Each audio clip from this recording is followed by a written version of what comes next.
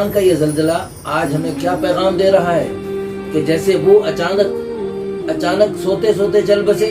اور اچانک اللہ کے سامنے ان کی پیشی ہو گئی، ایسی میری اور آپ کی بھی پیشی اچانک آج بھی ہو سکتی ہے اور کسی وقت بھی ہو سکتی ہے۔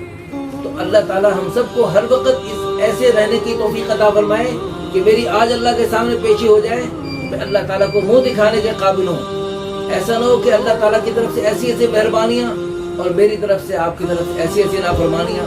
بہت غیر مناسب بات ہے۔ یہ تو رسول اللہ صلی اللہ علیہ وسلم، ہمارے ماں باپ آپ پر قربان ہوں، آپ صلی اللہ علیہ وسلم کی دعاؤں کی برکت سے آج ہم بچے ہوئے ہیں۔ رسول اللہ صلی اللہ علیہ وسلم نے دعا فرمائی،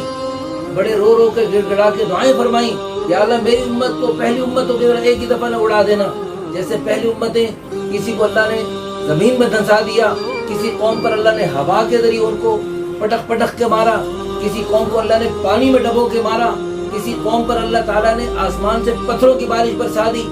لیکن اللہ تعالیٰ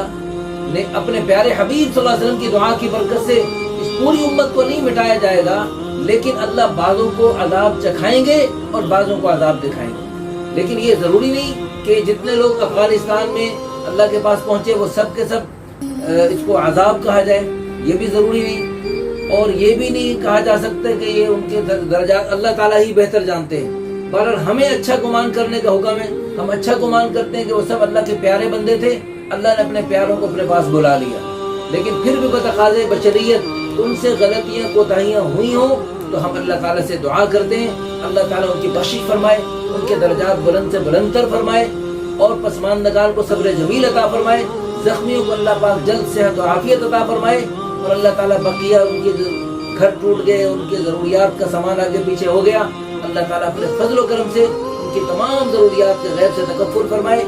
جو لوگ اس سلسلے میں ترکی سے ماشاءاللہ، پاکستان سے اور دنیا بھر سے لوگ ان کے تعاون کے لیے جو ماشاءاللہ قدم بڑھا رہے ہیں، اللہ تعالیٰ سب کو جزائے خیر عطا فرمائے۔ یہ اس وقت پوری دنیا کا امتحان ہے، اللہ تعالیٰ کی طرف سے حالات جو آتے ہیں اس میں پوری دنیا کے لیے ایک امتحان ہوتا ہے کہ اس امتحان کے موقع پر میرے پیارے بندے اپنے بھائیوں کی مدد کے لیے کیا کچھ کرتے ہیں۔ اللہ تعالیٰ ہم سب کو اس موقع پر افغانستان کا ساتھ دینے کی توفیق عطا فرمائے۔ اللہ تعالیٰ ہم سب کو ہر وقت ایسے تیار رہنے کی توفیق عطا فرمائے جیسے وہ اچانک چل بسے تو آج وہ